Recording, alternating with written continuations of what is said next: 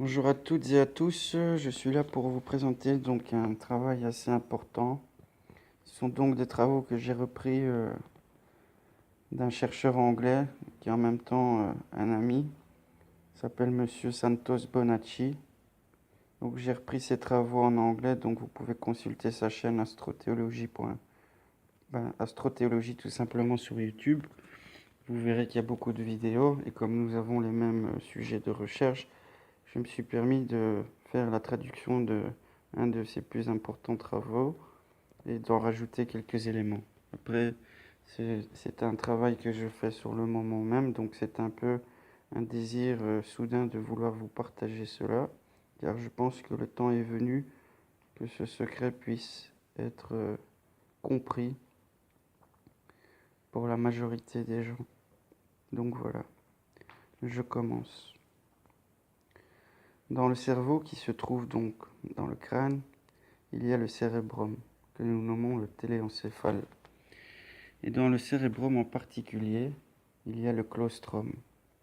Le claustrum est situé virtuellement au milieu de la tête. Dans ce claustrum, il s'opère une sécrétion, un liquide cérébral. Ce fluide est une huile, et dans les temps anciens, cette huile était appelée Christos, Christou, Christou. Il est aussi appelé aujourd'hui le Christ, même racine phonétique que le mot cristal, qui signifie donc la pureté translucide. En hébreu, nous le nommons Masha, Mesha, Messia, qui signifie celui qui est oint d'une huile. C'est donc quelqu'un qui est consacré. C'est un liquide merveilleux qui vient du cérébrum et descend donc le long de la colonne vertébrale jusqu'à ce qu'il atteigne le plexus sacral, juste à côté du sacrum, qui sont les 5 vertèbres les plus fusionnées ou soudées entre elles. Au bas de la colonne vertébrale, dans le premier chakra racine, la plus grande partie est appelée coccyx et se situe juste en dessous du sacrum. Le plexus sacral est connecté au sacrum et le fluide qui vient du cérébrum descend à travers la moelle épinière le long de la colonne vertébrale pour venir dans cette plus grande partie du bas de la moelle épinière. Le claustrum est autrement connu comme le saint claustrum, simplement parce qu'il produit cette huile merveilleuse, ce Christos. Vous voyez, le mot secret vient du mot sécrétion, parce que cette sécrétion est un secret. Le sacrum est la partie sacrée du secret. Quand la sécrétion coule à travers la moelle épinière, elle atteint le sacrum. Et ceci est donc la merveilleuse conception du corps humain. La moelle épinière est une extension du cerveau. Elle pense aussi donc. Le saint claustrum est autrement connu comme Santa Claus, parce que ce fluide sacré descend jusqu'au plexus sacré, qui est dans le chakra racine, et ceci est étrangement la même histoire que Saint Nicolas qui descend par la cheminée avec les petits cadeaux. C'est une histoire de physiologie. Et la Bible est un merveilleux livre plein d'allégories de régénération physiologique. Ce qui se passe avec ce fluide, c'est que chaque mois, quand la Lune est dans votre signe astrologique solaire, il y a un germe, une graine plantée dans le plexus solaire, et qui est juste au-dessus du plexus sacré. Ce germe est cette huile, le Christ, qui est né à Bethléem. Le plexus solaire est donc autrement connu comme la maison du pain, ou Bethléem. Beth est la maison, et Léem signifie le pain en hébreu. Le Christ est né, et cette huile doit remonter jusqu'au milieu du cerveau dans le mésencéphale. Quand cette huile remonte à travers la moelle épinière, la vibration de l'huile du Christ augmente. Premièrement, l'huile est différenciée dans la glande pinéale, l'épiphyse, et puis dans la glande pituitaire, l'hypophyse, avant qu'elle soit renvoyée à nouveau à travers la moelle épinière. La glande pinéale est la partie électrique, et la glande pituitaire est la partie magnétique.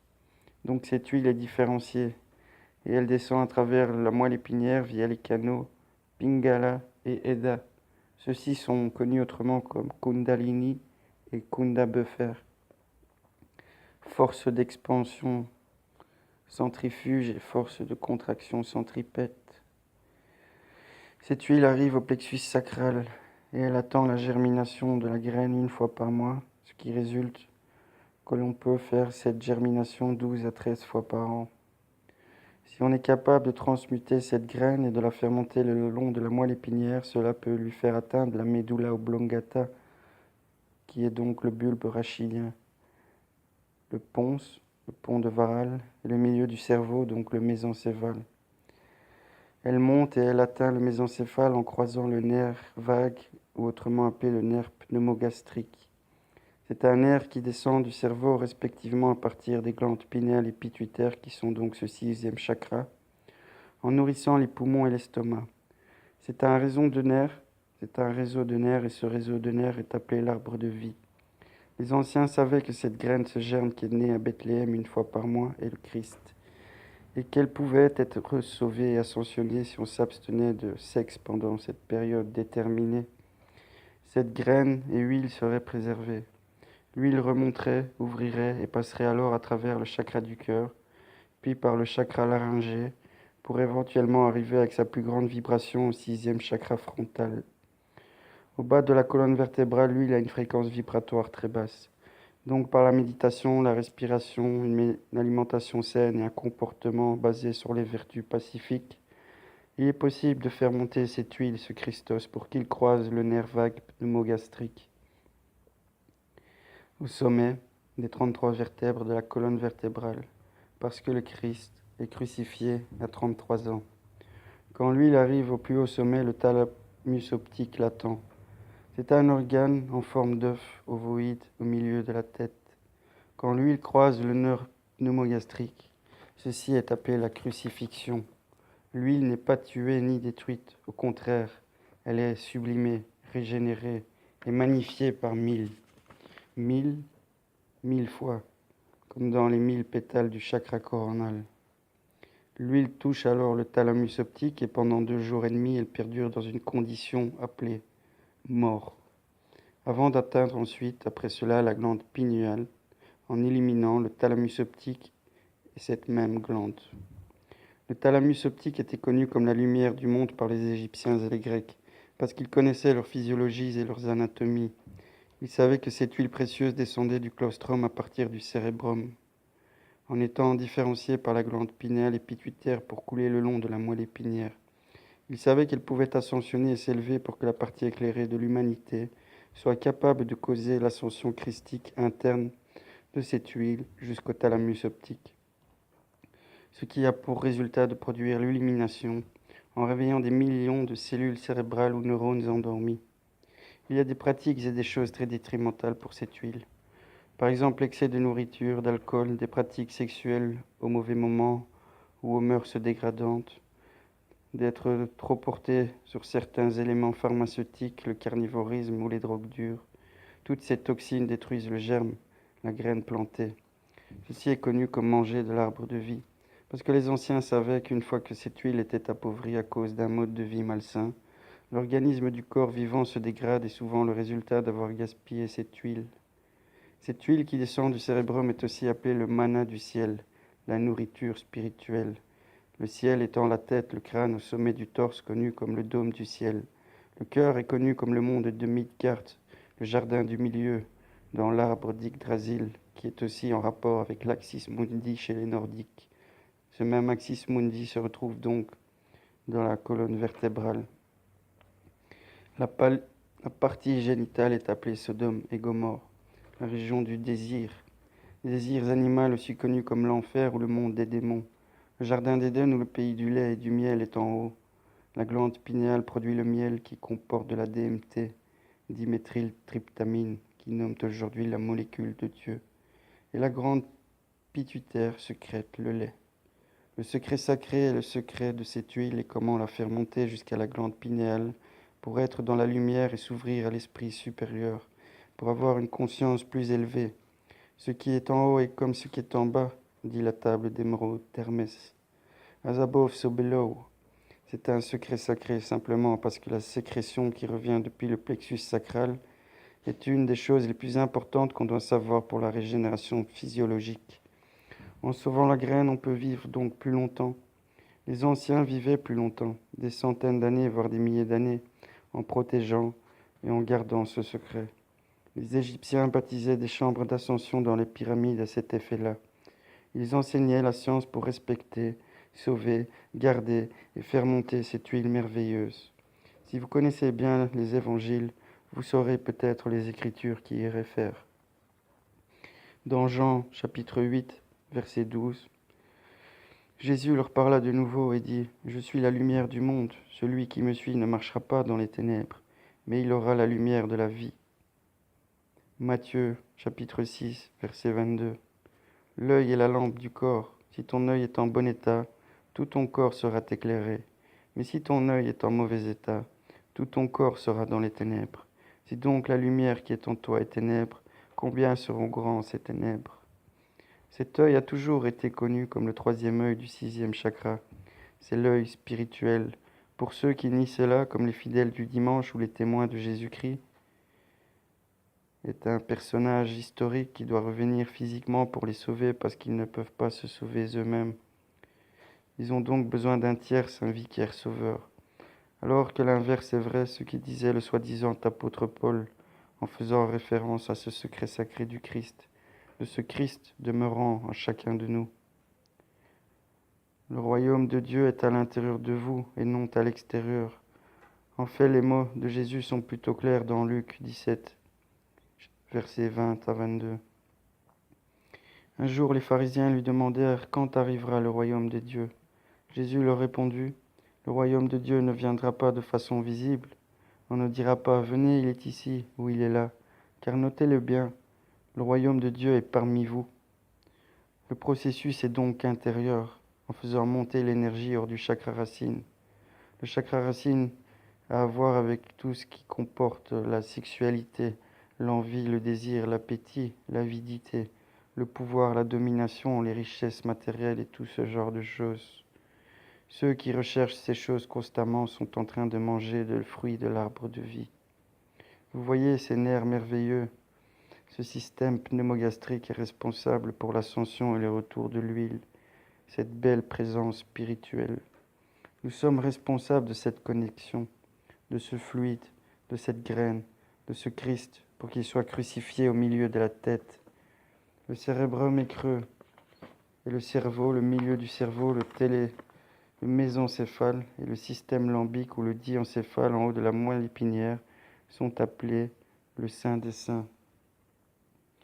Je le répète, le cérébrum est creux, le milieu du cerveau, le mésencéphale et le système limbique ou le diencéphale en haut de la moelle épinière sont appelés le Saint des Saints. Le cérébellum, qui se situe à l'arrière du cerveau, est appelé le cervelet, le petit cerveau. Le cérébrum, lui, est associé avec le sommet de la tête ou le signe du bélier, Aries, et correspond donc au cerveau droit féminin. Le cérébellum ou le cervelet est associé au deuxième signe du zodiaque ou au Taurus et correspond au cerveau gauche. Le cerveau gauche est masculin et le cerveau droit est féminin. On appelle aussi le cérébrum le cerveau-dieu et on appelle le cérébellum ou le cervelet le cerveau-homme ou l'homme-Adam. Vous n'apprendrez jamais cela à l'Église. C'est de la vérité ésotérique. La vérité exotérique dénigre et renie ceci depuis des centaines d'années, voire même des milliers, par de soi-disant églises chrétiennes qui ont pour ordre de nier ceci et de cacher les vraies histoires, dont celle de la régénération physique et spirituelle. Dans le passé, des gens ont vécu pendant des siècles, des milliers d'années en préservant et en conservant cette huile, en la transmutant pour qu'elle atteigne le thalamus optique. Ce qui arrive aussi, c'est que quand cette huile atteint le thalamus optique, du sang nouveau est donc aussi généré dans le corps. Tant que ce processus n'est pas achevé, le corps garde le vieux sang qui devient toxique dans notre organisme physique. Donc, pour renouveler le sang, l'huile doit atteindre le thalamus optique, après quoi la guérison peut s'opérer et l'âme agit. Les millions de cellules, neurones endormis sont réactivés. Le ciel, le cérébellum et le cérébrum attendent le retour du Fils prodige. Actuellement, on a tous ces cellules endormies parce qu'on ne fait pas remonter cette huile. Ceci est aussi appelé la dîme dans la Bible qui dit « Vous devez rendre 1/10 au Seigneur ». Cela fait référence à l'or. Voici la transmutation alchimique du plomb, chakra racine, en or dans le cerveau, chakra coronal. Notre moelle épinière est comme un thermomètre, et quand le mercure monte avec la chaleur, l'illumination, la conscience et la connaissance est capable alors d'augmenter, faisant monter la condition de cette huile. Passant la colonne vertébrale et la moelle épinière, elle ascensionne, augmentant sa vibration. Et elle est donc, comme je le répète, crucifiée au sommet de la moelle épinière, à l'endroit où elle croise le nerf vague ou le nerf pneumogastrique. Et j'ai bien dit que cela ne signifiait pas la mort, ça signifie crucifixion, comme sur le mont du Calvaire ou Golgotha, de l'hébreu Gulgolet, qui veut dire crâne, le mont du crâne. La crucifixion s'opère donc sur le mont du crâne. Cette crucifixion veut dire multiplier par 1000 fois, comme les 1000 pétales du chakra coronal. Il n'y a pas seulement une régénération physique en résultat, il y a aussi une régénération spirituelle, et l'humain devient un. Il peut alors faire l'expérience de l'esprit supérieur et de la clairvoyance. La médiumnité s'opère dans le plexus solaire. Il y a 4 cerveaux dans le corps humain. Le cérébrum, le cerveau Dieu, le cérébellum, le cerveau homme, la medulla oblongata, qui est responsable pour les actions involontaires dans le corps humain, comme la respiration et la circulation sanguine. Et nous avons le 4e cerveau, qui est le plexus solaire, qui est celui qui est le plus relié aux instincts animaux de l'être, et qui reçoit donc des images de l'éther à travers l'air, tout comme les animaux le font instinctivement, en réagissant sans raisonnement ni logique apparente à la lumière astrale. Voilà pourquoi il est si important de faire monter l'huile pour sortir de l'esprit inférieur. L'esprit inférieur est le plexus solaire et le corps astral, et il fréquente les problèmes. L'ascension est intérieure. L'un l'ascensionne au dôme du ciel dans le cérébrum. Vous voyez, ces 2 hémisphères plats et creux du cérébrum sont connus autrement comme les kéroubim.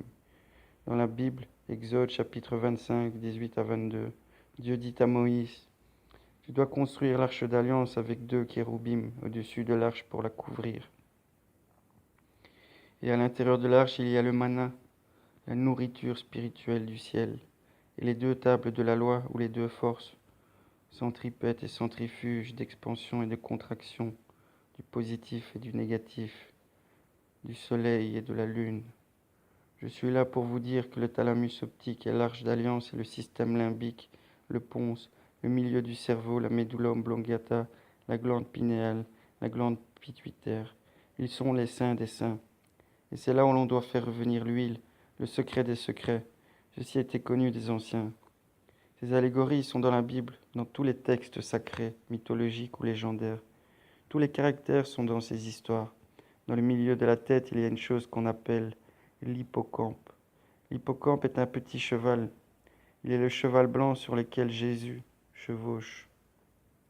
Il y a quelque chose aussi de connu qui s'appelle corne d'Amon. Amon, Amin, Amen, dieu égyptien de l'inconnu et du cachet. Amen que l'on dit après la phrase « Au nom de Jésus, au nom du Père, Amen ».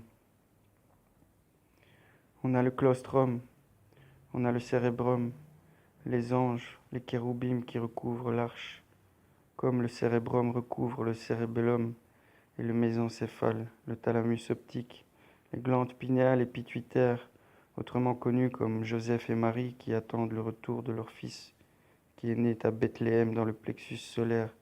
Et ceci est possible 1 fois par mois quand la lune est dans le signe solaire du natif. C'est la raison pour laquelle l'astrologie est si cruciale. Il faut vivre d'une façon saine et sans excès alimentaire, sans trop d'alcool, ou voire très peu, sans drogue dure, ni médicaments nocifs, ni chimiques, ne pas absorber trop de sucre qui cristallise et calcifie, et qui cause aussi tellement de cancers. Nous devons aussi éviter le fluor qui calcifie la glande pinéale. Toutes ces substances et toxines sont du poison pour cette huile. Leur toxicité assèche l'huile. Quand toute l'huile est asséchée, l'organisme se dégrade et commence à dépérir pour mourir car il ne peut pas vivre sans cette huile, ce fluide merveilleux, ce jus cristallin Comprenez bien, dans le mot cristallin, nous retrouvons Christ all in. Le Christ est en tout, en toute chose. Ce jus, placé au ciel dans le dôme du cérébrum, descend jusqu'au sacrum par cette sécrétion, par cette sacrée sécrétion qui est le secret sacré du Christ intérieur en chacun de nous. Le pays saint, la terre sacrée, est aussi le corps, le temple de Salomon, le temple du soleil et de la lune, le temple de Dieu, la rivière du Jourdain et la moelle épinière. Jésus est baptisé à 30 ans et crucifié à l'âge de 33 ans. Connaissant alors la mort du corps ou l'âme hors du corps. Cet âge de 33 ans correspond aux 33 vertèbres de la colonne vertébrale et aussi aux 33 degrés maçonniques. On fait monter l'huile en progressant degré par degré et on gradue avec honneur, avec vertu. Les degrés correspondent à la colonne vertébrale et la moelle épinière. Si on reste dans le sacrum, on ne grimpe jamais l'échelle de Jacob jusqu'à l'endroit que Jacob appelle Péniel, Pénouel. L'échelle de Jacob est posée sur une pierre. Cette pierre que nous retrouvons chez les maçonniques comme pierre d'achoppement, cette pierre est en référence aux 5 vertèbres soudées du sacrum, là où la graine germe et doit remonter après être née. Mais seulement si on est capable de lutter avec l'ange, c'est-à-dire avec sa personnalité inférieure. Le combat du supérieur et de l'inférieur se passe dans le milieu, et le milieu se trouve donc dans le cœur.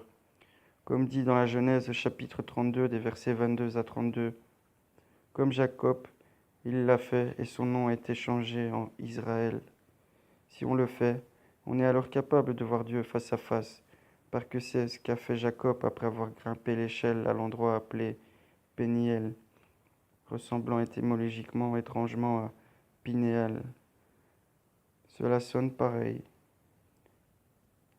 Genèse 32. Désormais, reprit l'autre, tu ne t'appelleras plus Jacob, mais Israël. Il lutte avec Dieu, car tu as lutté avec Dieu et avec les hommes, et tu as vaincu. Jacob l'interrogea. S'il te plaît, fais-moi connaître ton nom. Pourquoi me demandes-tu mon nom lui répondit-il, et il le bénit là. Jacob nomma ce lieu Péniel, la face de Dieu. Car dit-il, j'ai vu Dieu à face, et j'ai eu la vie sauve. Quand il eut passé le gué de Péniel, le soleil se leva, et Jacob boitait de la hanche. C'est aussi pourquoi jusqu'à ce jour les Israélites ne mangent pas le muscle de la cuisse, fixé à l'articulation de la hanche, car c'est là que Dieu avait frappé Jacob. Tout le monde doit faire attention à cette belle science allégorique, physiologique, astrothéologique. C'est une sagesse ésotérique pour la régénération physique et spirituelle, comme je le répète. Faites donc s'élever le Christ en vous. Faites monter l'huile, ascensionnez votre esprit de l'intérieur. Ceux qui cherchent la salvation à l'extérieur par un autre seront trompés. Le Sauveur est en vous, alors croyez en Dieu.